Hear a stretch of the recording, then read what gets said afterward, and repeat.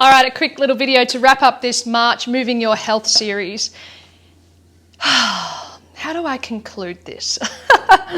It's become very apparent to me that most of the challenging things with people's health is keeping consistent, knowing what to even do, like movement-wise, health-wise, because it's so overwhelming and there are so many things coming at people from so many different angles. Just the other day, I was mentoring a group of women and I asked them, what is it about moving or exercise in particular that is scary, frightening, unmotivating, uninspiring to you to not make you want to do it every single day? Most of the answers I got back was, don't like the gym setting, don't like going to the gym, not inspired to do a workout, don't really know what type of movement to do, and the movement that they are doing, like the lunges and squats and all that sort of thing that the personal trainers told them to do, isn't that fun and interesting. They're not seeing the results that they want to see fast enough. And there's just a general fatigue, tiredness, and can't be asked, honestly, because there is so much happening in the lives of people this day and age that moving and exercise is just one more thing you have to tick off on the list for the things we have to do to keep, or in order to keep healthy, fit, and well. And I hope this series has enlightened you a little bit and opened up your mind to the fact that moving your health, as I said, is not about doing the do. It's not about exercising or just ticking that off your list and just going on about your day. Posts like this show up all over the internet and they drive me crazy. This person is literally saying to herself, I woke up and I didn't feel like exercising, but I pushed through and, I got it done because that's what I'm supposed to do. And yes, there is a degree in that which I completely understand. Sometimes I wake up and do not feel like moving my body. And in those cases, like I've said in previous videos, I go for a walk, whether it's a 5-minute or 10-minute walk, and I shift my perspective on the whole scenario. Now, if that 5-minute walk has then changed my mindset to the point of, actually I feel like moving my body more now, then amazing. I'm internally listening to what I truly need. If after going for that 5-minute walk, I come back and I still feel like I do not want to do anything, I'm still tired, I'm still fatigued, then I'm listening to my inner self, talking to me what it actually requires and needs in that moment. That's where I'm getting to. I want you to listen to your inner talk above anything else, above your to-do list, above what you think you need to do, what you should be doing, and what someone else tells you should be doing. So I'm keeping this video short and I'm going to give you a really great exercise to do. And no, it's not movement exercise, it's a pen and paper exercise. Now, if movement, and I'm going to stick with movement because to me, movement is whatever moves you. Like I said in the last video, to me, movement is not just about literally or physically moving my body. It's whatever moves my energy, my internal makeup of me. Movement is an exploration of how your energy flows inside of you. So that can be explored in any way you choose fit. It could be running, it could be cycling, it could be gardening, and I've used all of these examples before.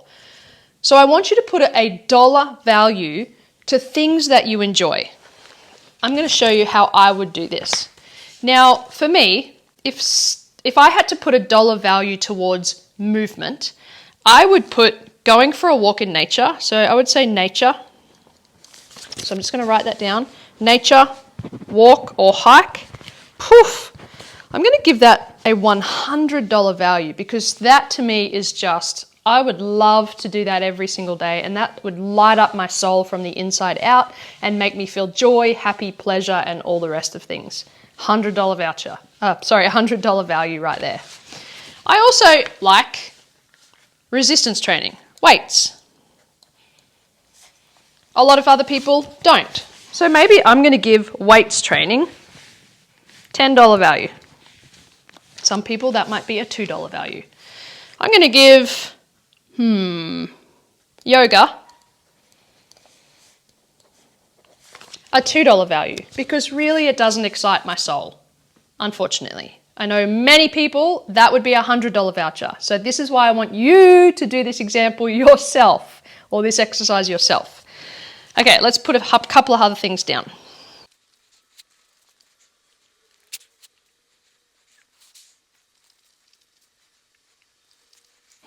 All right, I've got a few things written down here. I could go on forever because I love moving, but I like moving in lots of different ways.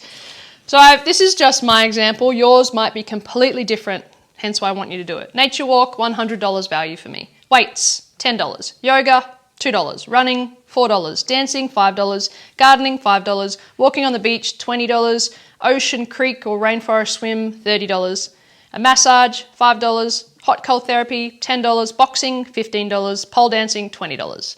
These are things that I enjoy and like.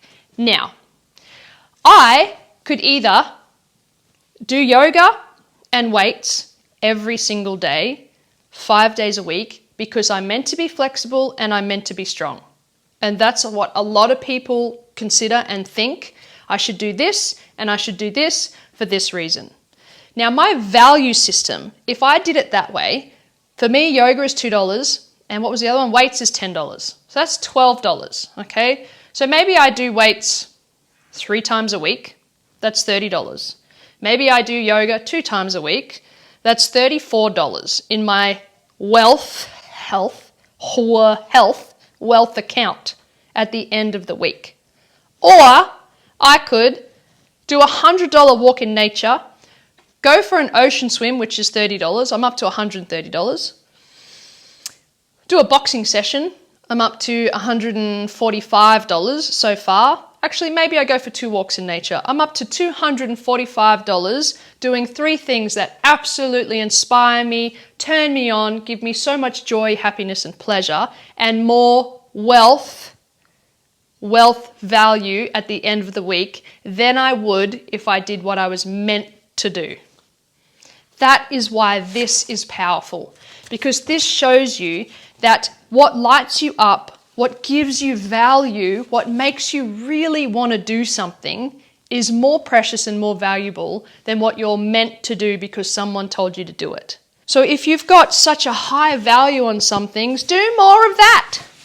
If you've got a low value on, say it is weights, maybe your weights is $2.